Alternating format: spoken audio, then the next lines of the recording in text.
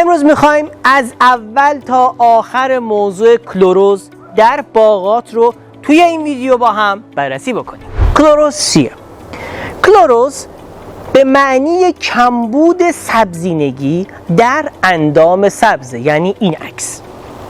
اگر درخت گیاه کلا گیاه دچار کمبود سبزینگی بشه، ما به این حالت میگیم کلوروز.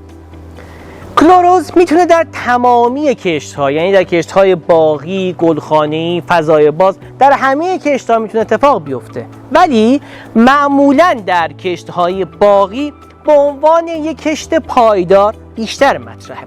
چرا در کشت‌های باغی بیشتر مطرحه؟ مشخصه، چون در کشت‌های باغی عمر درخت به نسبت یک کشت یک ساله خیلی بیشتره و چون عمر درخت زیاده میتونه این کمبودها، مثلا کمبود سبزینگی، در طی سالیان متمادی آروم آروم بیشتر بشه. به همین خاطره که ما در کشت‌های باغی معمولاً کلوروز رو بیشتر از کشت‌های فضای باز یا مثلا کشت‌های گلخانه‌ای می‌بینیم. آیا کلوروز یه بیماریه یا یک کمبوده؟ راستش بخواین کلوروز یک کمبوده ولی یک بیماری نیست، ولی در بعضی از رفرنس ها به کلوروز بیماری هم گفته میشه. ببینید، بیماری در نهایت میتونه باعث از بین رفتنی کشت بشه. خب اگر ما به کلوروز به موقع رسیدگی نکنیم و این کلوروز رو برطرف نکنیم، در نهایت میتونه باعث خشک شدن و از بین رفتن اون درخت یا اون گیاه بشه. به این خاطر در بعضی از موارد به کلوروز بیماری هم گفته میشه. مطمئنا شما تا الان نکروز رو شنیدین. نکروز چیه؟ کلوروز چیه؟ ببینید، کلوروز به کمبود سبزینگی در اندام سبز گفته میشه، ولی نکروز وقتی میاد این کمبودها به صورت حالا یه زمان بلند مدتی ادامه پیدا میکنه، بافت، یعنی این بافت ها شروع به تخریب میکنه، یعنی اینا قهوه‌ای میشن، میسوزن. خب به این حالت میگیم نکروزه. پس یه جورایی برگ اول دچار کلوروز میشه، اندام سبز دچار کلوروز میشه و بعد از اون دچار نکروز میشه.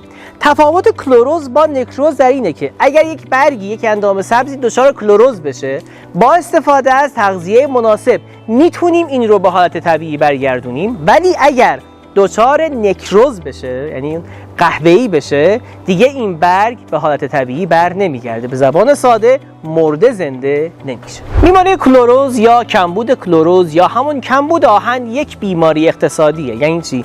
یعنی در باغات، در کشت‌هایی که دچار این کمبود میشن، معمولاً ما با افت شدید میزان باردهی و رشد و توسعه اندام سبز در درختان و گیاه مواجه هستیم.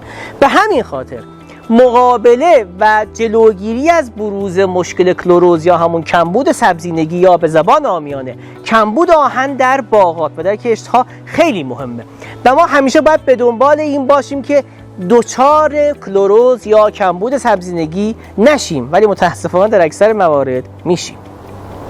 حالا که حرف به اینجا رسید، بد نیست در خصوص تاریخچه کود آهن در کشاورزی حالا نیمه مدرن و مدرن یه صحبت‌هایی با هم بکنیم. کود آهن یکی از قدیمی ترین کودهاییه که ما در انواع کشت‌ها مخصوصا در باغات میایم و از اونها استفاده میکنیم. علت این که کود آهن زودتر از سایر عناصر یه جورایی مثلا به نسبت میکرو کشاورز زودتر با اونها آشنا شد و کارشناسان زودتر اومدن و برای این مشکل کود تولید کردن، این بوده که سبزینگی نقش بسیار مهمی در بهره‌وری و باردهی در گیاهان بازی میکنه. ما وقتی میایم در باغات که به عنوان کشت پایدار هستن چندین و چند سال کشت میکنیم، اگر این کمبودها رو جبران نکنیم باعث افت بسیار شدید باردهی خواهیم بود. به همین خاطرم کود آهن جز اولین کودهایی بود که ما در کشاورزی از اونها استفاده کردیم. اولین کود آهن‌هایی که ما در کشاورزی از اونها استفاده میکردیم، حالا یکی از برندهای مشهورش همون کود سکسترون بود که اینو به صورت ریشه‌ای می اومدیم و استفاده میکردیم. حتی تو بعضی از مناطق هنوزم از این نوع کود آهن استفاده میشه. این کود آهن عمدتاً قابلیت محلول پاشی نداشت، یعنی اصلاً قابلیت محلول پاشی نداشت و ما می‌اومدیم از کود آهن به صورت ریشه‌ای، حالا یا به صورت چالکود یا به صورت محلول در آب به صورت ریشه‌ای استفاده می‌کردیم و مشکل کمبود سبزینگی رو برطرف می‌کردیم. ولی به صورت سنتی سبزینگی مساوی بود با آهن و شاید این یکی از اشتباهات استراتژیک در بحث مبارزه با کلروز بوده که ما در اون زمان آنچنان که باید شاید جواب نمی‌گرفتیم. ما در ادامه این رو کامل توضیح خواهم داد. یه بحثی هم که در کودهای سنتی، کودهای آهن سنتی خیلی باش ما میشنیدیم و الان هم تو بعضی میشنویم، بحث کلاته هاست. ما کلاته داشتیم به نام EDTA، اتیل دی تری آمید. این یک ماده کلاته است که آهن رو روی اون سوار میکنن و در کودهای آهن سنتی به وفور از این ماده کلاته استفاده میشد که الان متاسفانه آنچنان که باید شاید جواب نمیده که ادامه توضیح خواهم داد که چرا این نوع ماده کلاته الان توی باغات و در کشت‌ها جواب نمیده.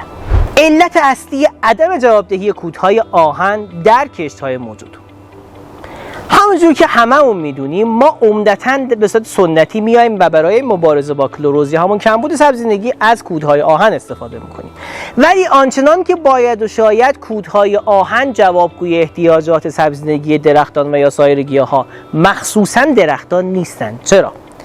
یکی از عمده ترین عللی که ما نمیتونیم اونجوری که باید شاید از کودهای آهن جواب بگیریم به خاطر مواد کلاته کودهای آهنه.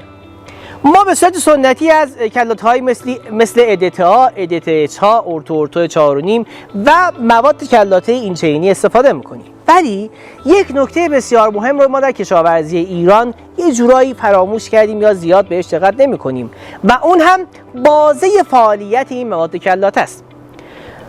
مواد کلاته مثل EDTA، همونجور که توی رفرنس ها هم هست، معمولاً تا pH 7 فعالیت داره، یعنی تا pH خنثی میتونه این مواد کلاته آهن رو در اختیار ریشه قرار بده، در حالی که در اکثریت موارد pH مناطقی که ریشه در اون قرار داره بالای 8. از طرف دیگه EC یا همون میزان فعالیت مواد، حالا موادی که میان و سایر عناصر رو در خاک بلوکه میکننه، ما متاسفانه در این سالهای اخیر مخصوصاً مقدار ایسی خاک‌های اطراف ریشه به شدت بالا رفته. این دوتا رو وقتی کنار هم قرار میدیم میبینیم که چرا کودهای آهن سنتی مثل سکسترون که با مواد کلاته‌ای مثل EDTA اومدن و کلاته شدن آنچنان که باید و شاید جوابده نیستن. حالا چرا این کودها نمیتونه کاملا اون بحث مشکل سبزینگی رو برطرف بکنه؟ در ادامه خواهم گفت. بهترین کلاته های حال حاضر دنیا چه موادی هستن؟ ما وقتی میگیم کلاته یعنی یک ساختار، یک ترکیب که یک عنصر هدف، مثلا آهن رو، مثلا منیزیم رو قراره که حمل بکنه و در اختیار گیاه قرار بده. هر چقدر پایداری این مواد کلاته بیشتر باشه به همون میزان اون عنصر، اون ماده حالا مورد نیاز بهتر و بیشتر در اختیار گیاه قرار میگیره. همونجوری که در عرایزم عرض کردم کلاته‌های شیمیایی آنچنان که باید و شاید پایدار نیستن، یعنی خودشون وقتی در معرض سایر مواد در محیط قرار میگیرن اون خاصیت خودشون رو از دست میدن. ولی آیا ما موادی داریم که در معرض سایر مواد قرار بگیرن و پایداری بالایی داشته باشن؟ بله. این مواد ارگانیک هستند، یعنی کلاته های ارگانیک. یعنی اگر ما بیایم مثلا از کود آهنی که با کلاته های ارگانیک تولید شده استفاده بکنیم، تقریبا بالای 90% اون عنصر آهن میتونه در اختیار گیاه قرار بگیره. حالا بماند که ما در بحث کودهای آهن ارگانیک به راحتی میتونیم این کودها رو به جای استفاده از ریشه بیایم و محلول پاشی بکنیم. ببینید وقتی میگیم کمبود سبزینگی، منظورمون کمبود سبزینگی روی اندام سبزه، نه در ریشه. خب چرا ما میمدیم در کودهای آهن سنتی از این مواد به صورت ریشه‌ای استفاده میکردیم؟ یک جواب خیلی ساده داره. اون همینه که ما در کودهای آهن سنتی اصلا امکان محلول پاشی نداشتیم. یعنی این مثلا همون آهن سکسترون اون اجزای تشکیل دهندش انقدر درشت بود که اگر می اومدیم و اینا رو محلول پاشی می کردیم دچار مشکل بسیار بسیار حادی می شدیم و اون هم برگسوزی بود، اووردوز بود. اصلا اون آهن امکان محلول پاشی نداشت. به همین خاطر ما مجبور به استفاده از کودهای آهن سنتی به صورت ریشه‌ای بودیم. ولی یک نکته بسیار مهمی که در استفاده از کودهای آهن مدرن هست، کودهای آهن ارگانیک هست، اینه که به راحتی میتونیم با کمترین مقدار بیشترین عنصر آهن رو از طریق اندامساز برای درختان و یا سایر گیاهان تامین بکنیم. آیا کلوروز فقط کمبود آهنه؟